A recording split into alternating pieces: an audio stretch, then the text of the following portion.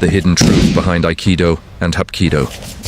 In 1945, as Japan surrendered at the end of World War II, a Korean man stepped off a ship. Quiet, unknown, but carrying a martial art that would soon divide into two powerful paths, one built on harmony, the other on survival. To understand the difference between Aikido and Hapkido, we must go back to early 20th century Japan. At the center of this story is a man named Morihei Ueshiba. Born in 1883, Ueshiba trained in several martial arts, but his most important influence came from Takeda Sokaku, a feared and highly skilled master of Daito-ryu Aiki Jujutsu. This system was brutal. It focused on joint locks, throws, and controlling an opponent with minimal effort, but maximum efficiency. It was designed for real combat, not sport. Ueshiba mastered it. But then, something changed. In the 1920s and 1930s, Ueshiba underwent a deep spiritual transformation. Influenced by religion and philosophy, he began to reject violence. He believed martial arts should not destroy an opponent, but harmonize with them. From this vision, he created Aikido. Aikido means the way of harmony with energy.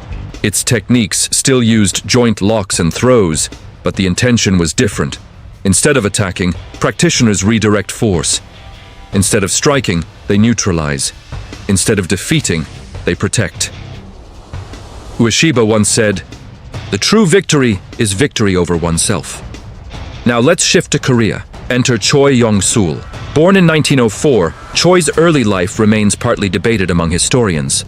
However, most credible accounts agree that he spent many years in Japan, where he was exposed to Daito-ryu Aiki Jujutsu, likely connected to Takeda Sokaku's teachings. After World War II, Choi returned to Korea in 1945. There, he began teaching what he had learned.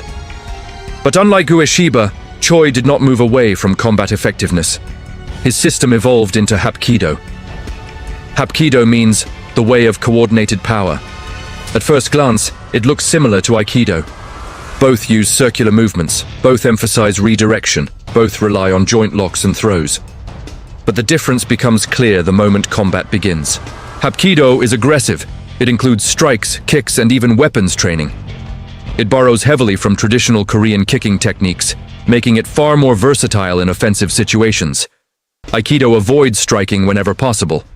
Hapkido embraces it. Aikido seeks to end conflict peacefully. Hapkido prepares for violent reality. Another key difference lies in training philosophy. Aikido is often practiced in a cooperative environment. Students train together to perfect movement and flow. Hapkido training can be much harsher. It includes self-defense scenarios, pressure testing, and practical application against resisting opponents. Even their goals differ. Aikido is deeply philosophical. It is often described as a moving meditation. Hapkido is pragmatic. It is designed for real-world defense. Yet, despite these differences, both arts share the same root. Both trace back to Daito-ryu Aiki Jujutsu. Both were shaped by history, war, occupation, and cultural identity. One chose peace, the other chose power. In the end, Aikido and Hapkido are not opposites, but reflections. Two paths born from the same source. One asks, how do we avoid conflict? The other asks, how do we survive it? And history shows both answers were necessary.